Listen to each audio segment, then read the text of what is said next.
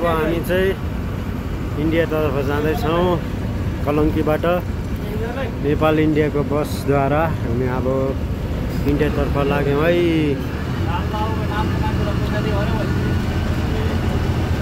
क्याबिनमा बसेर आनन्द लिइरहेछौँ। पछाडि हाम्रो साथीहरू पनि छ। हामी अब कलङ्कीबाट अब बस छुटेको अवस्था छ। अब बोर्डरमा हामी भरेतिर मात्रै पुग्छौँ र बाटो चाहिँ अब कस्तो छ, अब नेपालको बाटो त्यस्तै हो। बोर्डर पुगिसकेपछि चाहिँ राम्रो होला।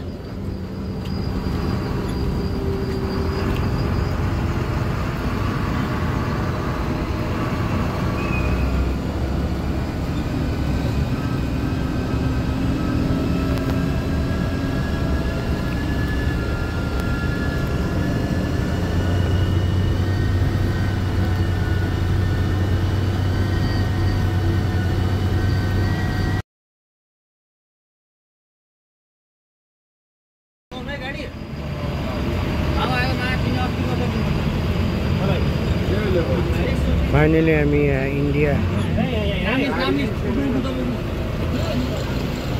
हामी इन्डियन कस्ट्युम ल्यान्ड, यो ठाउँलाई चाहिँ हामी इन्डियन कस्ट्युम डिपार्टमेन्ट अथवा रक्सल पनि हामी भन्छौँ। तपाईँले अगाडि देख्न सक्नुभएको छ। यहाँ पुरै चेकिङ हुन्छ र मान्छेलाई तब मात्रै इन्ट्री गर्न दिन्छ। तपाईँ देख्न सक्नुहुन्छ।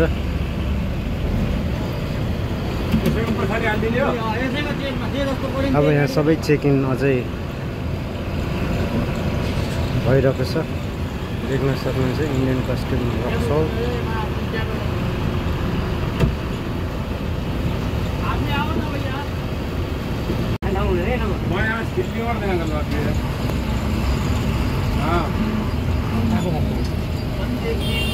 गाडी नै गाडी number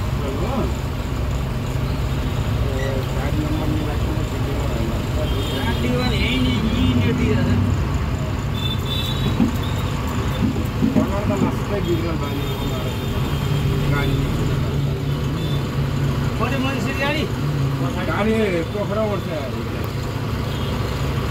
Pokhara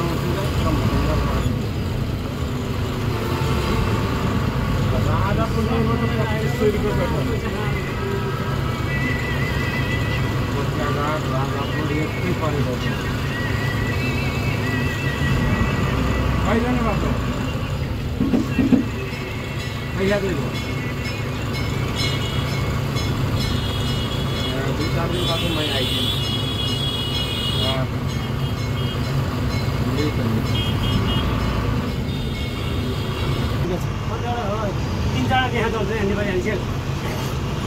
Bangladesh, China, India.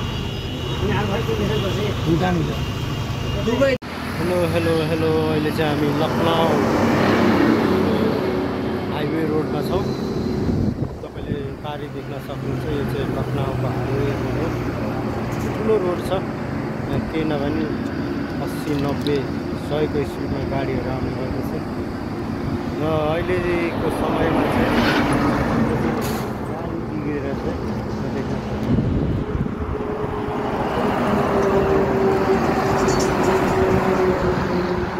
हामी प्यासेन्जरहरू चाहिँ गाडी गाउँतिर बन्छ भनेर जहाँ बस्छ पनि उत्तिकै देखियो मान्छे। स्टेडियम हो, यसमा इन्टरनेसनल गेम भयो क्रिकेटको। हाम्रो धेरै ठुलो हो नि, यो त अन्तर्राष्ट्रिय गेमहरू थुप्रै भइरहन्छ। आइपिएल पनि भइरहन्छ। यस्तो दार्जिलिङ इन्डियामा छ हाम्रो देशमा खेलाडीहरूले प्रायः यस्तो बसाइदिँदै थियो। इन्डियामा यत्रो सपोर्ट गर्छ।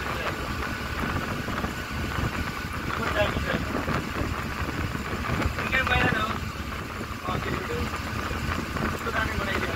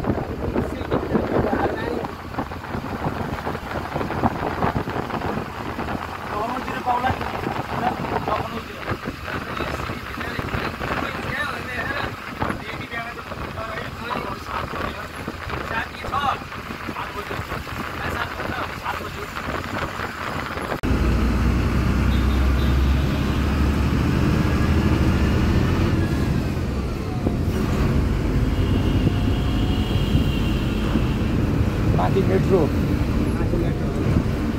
यताको मेट्रोको लाइन भयो चाहिँ मेट्रो स्टेसन भयो सर हिँड्छ यहाँ मेट्रो हिँडिरहेछ त पाउ आयो रात मलाई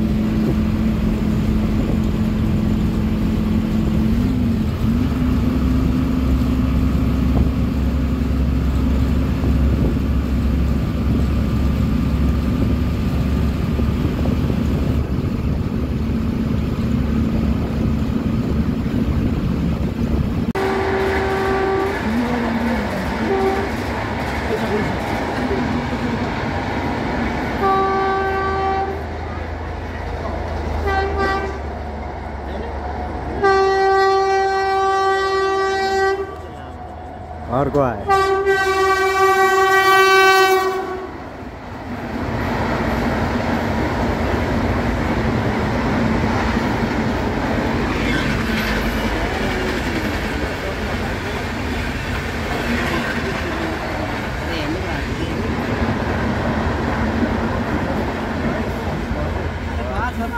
मैले हेर्नु भने लोकल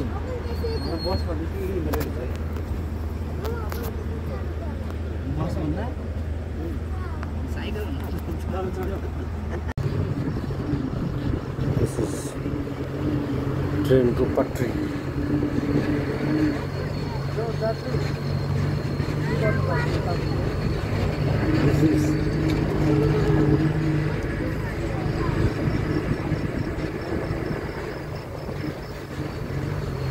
ट्रेनको पटरी यसो हुन्छ यहाँ तपाईँले देख्न सक्नुहुन्छ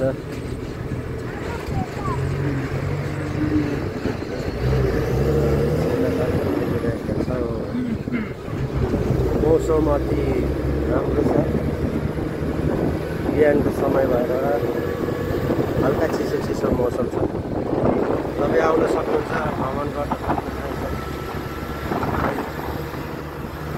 यो चाहिँ हाम्रो नेपालको बोर्डर र उता चाहिँ झन्डा देख्न सक्नुहुन्छ त्यो चाहिँ इन्डियाको बोर्डर त्यो चाहिँ नेपालको बोर्डर र हामी चेकिङ भएर अब यहाँ आइसकेका छौँ सबैजना यहाँ बसिरहेछ चेकिङको लागि चेकिङ भएर अब हामी नेपालको बोर्डर छिरिसकेका छौँ भने कतिजना चेकिङ हुँदै हाम्रो गाडी उता छ इन्डियाकै बोर्डरमा त्यहाँबाट गाडी चेकिङ भएर यहाँ नेपालको बोर्डर छिर्छ स्टे ट्युन यी चाहिँ कार्डहरू देखाएर चेकिङ गरेर सबैजना त्यहाँबाट आउँदैछ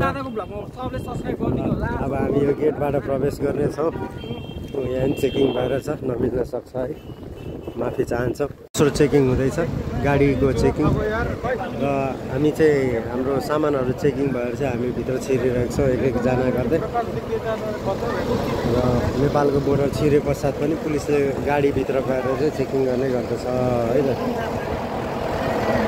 हुन्छ अब हामी के गर्दै छिरिरहेको छौँ गाडी ल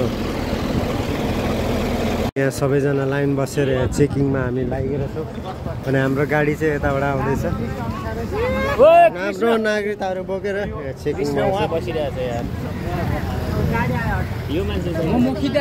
भयो अहिले पनि मुगलिनदेखि माथिको बाटोको स्थिति निकै नै नाजुक छ बाटो बिग्रेको कारणले गर्दाखेरि केही नभए नि 2 घन्टा जस्तो जाममै बस्नुपर्ने भइरहेको छ यही तपाईँ कोही यात्रा गर्दै हुनुहुन्छ भने अलिक स्याहारपूर्वक आउनु भएको होस् किनकि अहिले पनि बाटो राम्रो त छैन त्यही भएर यसरी जाममा बस्नुपर्ने हुन्छ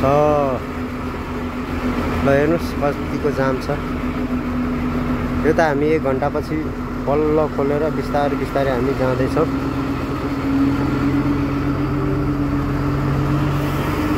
जाम कहाँसम्म मुगलिन माथि यो सबै जाम छ मुग्लिन कट्नु साथ माथि हेर्नुहोस् अझै पनि बाटो राम्रोसँग बनेको छैन। बर्खाको मौसम पनि छ, कृपया राम्रोसँग तपाईँले सोच विचार पुऱ्याइकन हिँड्नु भएको होस्।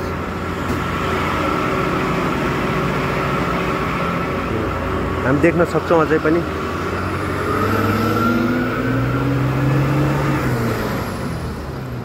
हाम्रो गाडी चाहिँ अगाडि बढ्दैछ, बढ्ने क्रममा छ, तर बिचमा अब जाम भएर रोक्नुपर्ने हुन्छ।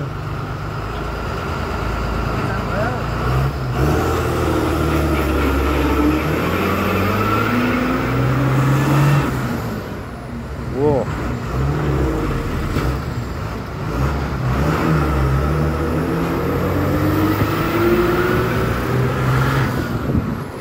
जामको बेलामा कोही मान्छेहरू बाहिर निक्लेर फ्रेस हावा खाँदैछ भने कोही मान्छेहरूलाई गोर लगाइरहेको छ। हेर्नुहोस् जाम कति छ, जाम कहाँसम्म छ,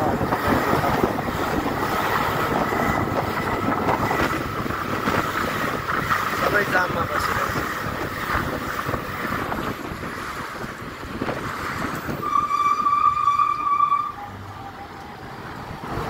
यो ठ्याक्कै भन्नुपर्दा यो मुग्लिनदेखि माथि लागेपछि तपाईँले यो स्थिति भएको पाउनुहुन्छ।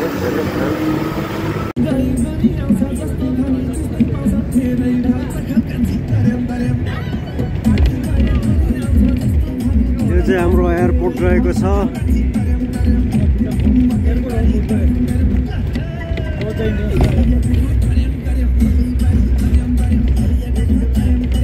Gautam Buddha international airport.